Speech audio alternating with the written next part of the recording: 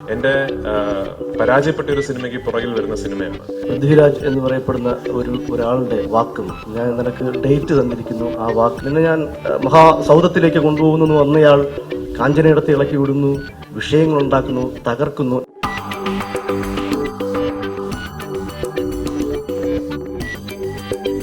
ഇപ്പൊ വിമൽ പറഞ്ഞു നിർത്തിയിടത്താണ് ഞാൻ ഈ പറയേണ്ടതെന്ന് എനിക്ക് തോന്നിയതുകൊണ്ടാണ് ഞാൻ അനുവാദം ചോദിക്കാതെ ഇങ്ങോട്ട് കയറി വന്നത്. രാജുവിനെ വിളിച്ചിട്ട് ഞാൻ പറയണം, അണ്ണാ മരിച്ചാലും എന്റെ മരണം കൊണ്ടെങ്കിലും ഈ പടം എനിക്ക് പുറത്തെത്തിക്കണം എന്ന്. ഞാൻ എൻ്റെ ഭാര്യയുടെ 6 വളകൾ വാങ്ങി തിരുവനന്തപുരത്ത് കൊണ്ടുപോയി പണയം വെച്ചിട്ട് ഞാൻ ആ പോയ 4 എണ്ണത്തിൽ മറ്റൊരു എന്ന് നിന്റെ മൊയ്തീൻ ഉണ്ടായേക്കാം. അപ്പൊ ബാഹുബലിയൊക്കെ പൊട്ടപ്പെടാം, അതൊക്കെ പൊളിഞ്ഞു പോകും. അമ്മയാണ് സത്യം, ഞാനിത് അറിഞ്ഞതല്ല.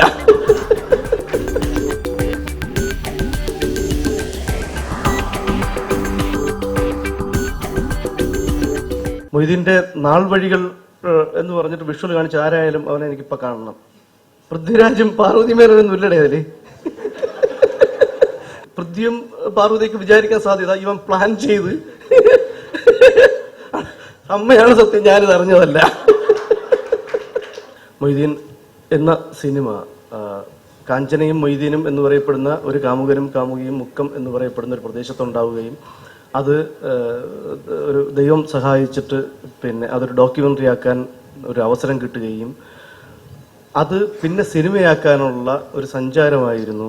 വാസ്തവത്തിൽ എൻ്റെ ജീവിതത്തിൽ ഇന്നലകളിലുണ്ടായ യഥാർത്ഥത്തിൽ എനിക്കറിയാവുന്ന കണ്ണീരുപ്പുള്ള ആ വിഷയം.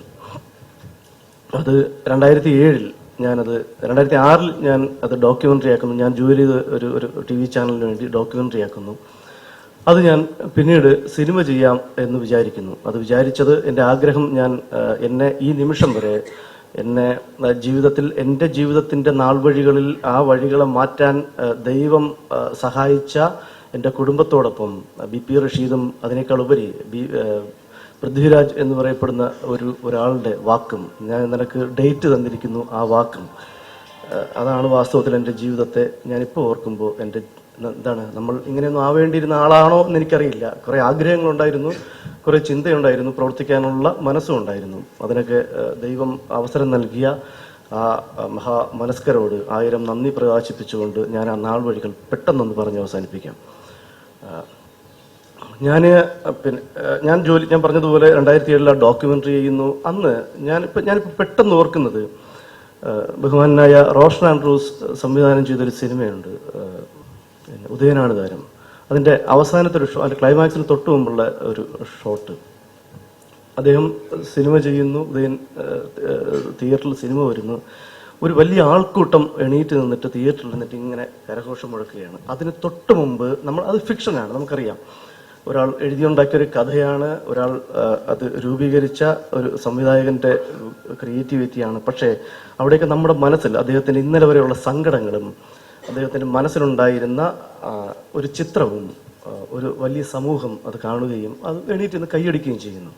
അവിടെ നമ്മളൊക്കെ മനസ്സിൽ സിനിമയുള്ളവൻ, മനസ്സിൽ അങ്ങനെ ആഗ്രഹിക്കുന്നവൻ, അതുപോലെ ഒരാൾക്കൂട്ടം എണീറ്റ് നിന്ന് 150-ാം ദിവസം കൈയടിച്ചാൽ ഈ അത്ഭുതത്തെ എനിക്കധികം സംസാരിക്കാൻ പറ്റുന്നില്ല. കാരണം നമ്മൾ ഈ സിനിമ ഇത് ഇങ്ങനെ ആക്കിയെടുക്കാൻ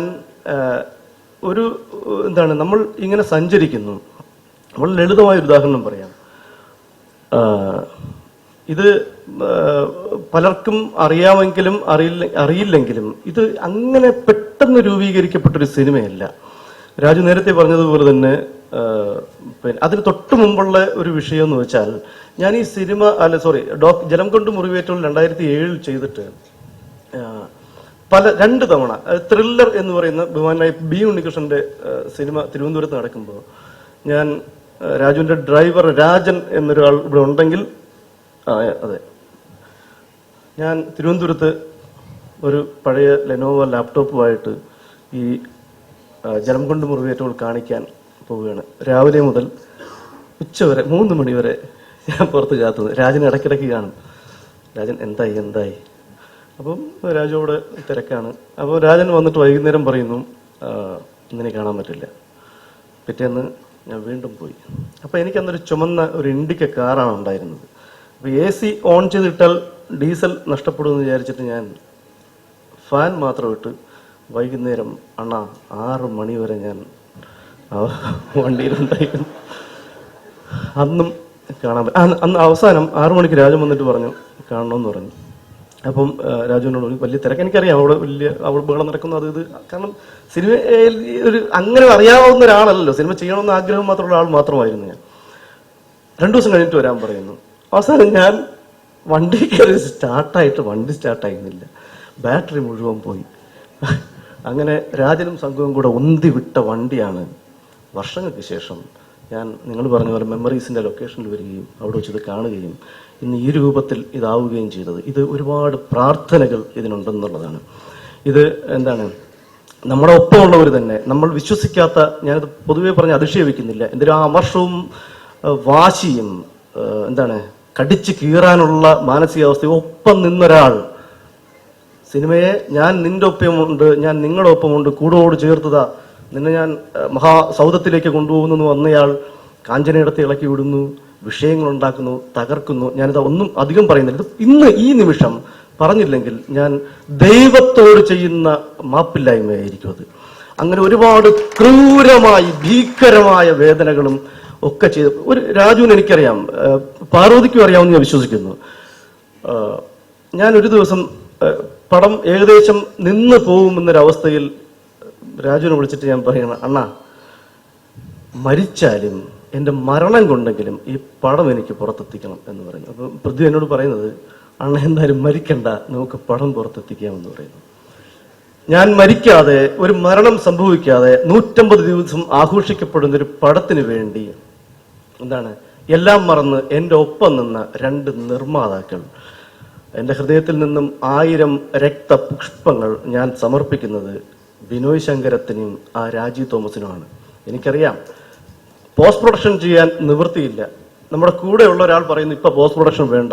എന്നിട്ട് ഞാൻ എൻ്റെ ഭാര്യയുടെ 6 വളകൾ വാങ്ങി തിരുവനന്തപുരത്ത് കൊണ്ടുപോയി പണയം വെച്ചിട്ട് ഞാൻ വിസ്മയ സ്റ്റുഡിയോയിൽ വന്നിട്ട് പോസ്റ്റ് പ്രൊഡക്ഷൻ നടത്തുന്നു. അപ്പം ഞാൻ ബിനോയോട് കാണാൻ ഞാനിത് തുടങ്ങി വെക്കുന്നു, നിങ്ങളിത് ശരിയാക്കുക.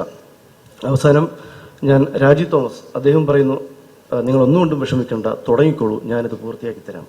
അങ്ങനെ പൂർത്തിയാക്കുന്നതിന്റെ തൊട്ടും ഞാനൊന്നും പറയുന്നില്ല. അത് ഇന്ന് ഈ നിമിഷം ഇതൊക്കെ പറഞ്ഞില്ലെങ്കിൽ എന്ന് വിചാരിച്ചിട്ടാണ് അറിയാതെ പറഞ്ഞു.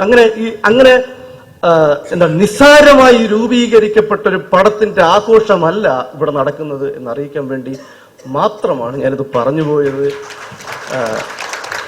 ഞാൻ ഒരൊറ്റ കാര്യം കൂടെ, അതായത് ഞാൻ ചെയ്യുന്ന ഒരു തൊഴിലാണ്, ഒരു വ്യവസ്ഥയാണ്. ആ വ്യവസ്ഥയ്ക്ക് വേണ്ടി എൻ്റെ 7 വയസ്സുള്ള ഒരു മകൾ പോലും എൻ്റെ ഒപ്പം എന്ന് വെച്ചാൽ രാവിലെ ആകുമ്പം പടം റിലീസായ സമയത്ത് രാവിലെ എൻ്റെ അപ്പു എണീപ്പിച്ചിട്ട് അവളെ അമ്മയെ വിളിച്ചു കൊടുത്തിട്ട് പറഞ്ഞു, അമ്മ രാവിലെ നമുക്ക് സ്വാമിയുടെ അടുത്ത്, സ്വാമി എന്ന് വെച്ചാൽ അവൾ അമ്പലത്തിൽ പോവാം എന്ന് പറയുന്നു.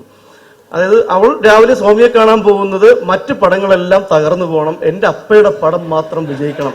ഇപ്പോഴും അവളോട് ചോദിക്കുക, അടുത്ത് ഞാൻ രാജുവും കൂടി തന്നെ ചെയ്യാൻ പോകുന്ന അടുത്ത പടം കർണൻ. അവൾ പറയുകയാണ്, അപ്പൊ ബാഹുബലിയൊക്കെ പൊട്ടപ്പടം, അതൊക്കെ പൊളിഞ്ഞു പോകും, അപ്പയുടെ പടം.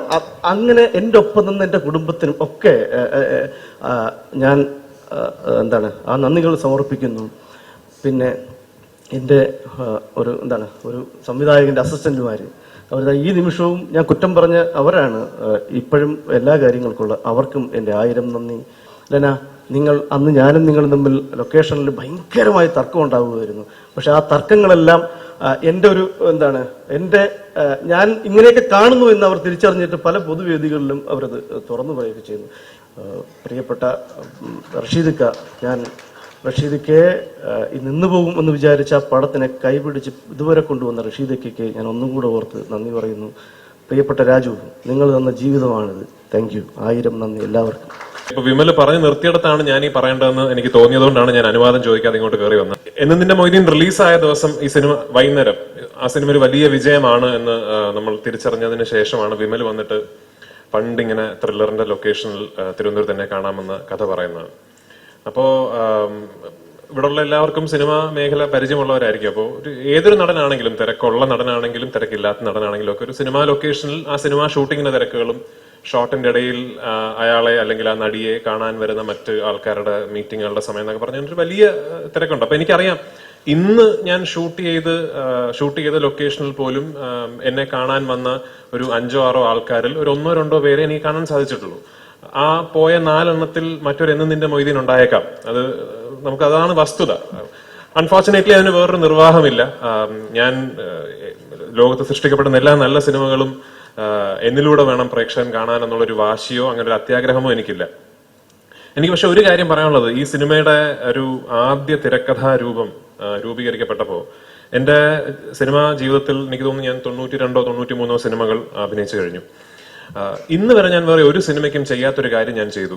ഞാൻ എന്റെ സ്വന്തം ചെലവിൽ ക്രൗൺ പ്ലാസ എന്ന് പറയുന്ന ഹോട്ടലിലെ ഒരു കോൺഫറൻസ് റൂം ഞാൻ വാടകയ്ക്ക് എടുത്തിട്ട്, അത് ഞാൻ പ്രൊഡ്യൂസേഴ്സിനെ ഒന്നും അറിയിച്ചിട്ടില്ല, ഞാൻ ആ കോൺഫറൻസ് റൂം വാടകയ്ക്ക് എടുത്ത് ഈ സിനിമയിലെ മുഴുവൻ ടെക്നീഷ്യൻസിനെയും ഞാനൊരു ഹൈ ടീക്ക് അവിടെ ഇൻവൈറ്റ് ചെയ്തിട്ട് ഞാനും വിമലിനോട് ഞാൻ പറഞ്ഞു ഇതിങ്ങനെ നമുക്കിതിന്റെ ആവശ്യമാണെന്ന് പറഞ്ഞ് ഇതിന്റെ സ്ക്രിപ്റ്റിന്റെ ഓരോ കോപ്പി ഓരോ ടെക്നീഷ്യൻസിനും കൊടുത്ത് ഒരു 3-4 മണിക്കൂറോളം ചെലവഴിച്ച് ഈ സിനിമ ഒരു വളരെ സ്പെഷ്യൽ ക്രിയേഷൻ ഓഫ് ആർട്ട് ആകാൻ സാധ്യതയുണ്ടെന്ന് ഓരോ ടെക്നീഷ്യനോടും ഞാൻ പേഴ്സണലായിട്ട് ഞാൻ അന്ന് പറഞ്ഞതാണ്.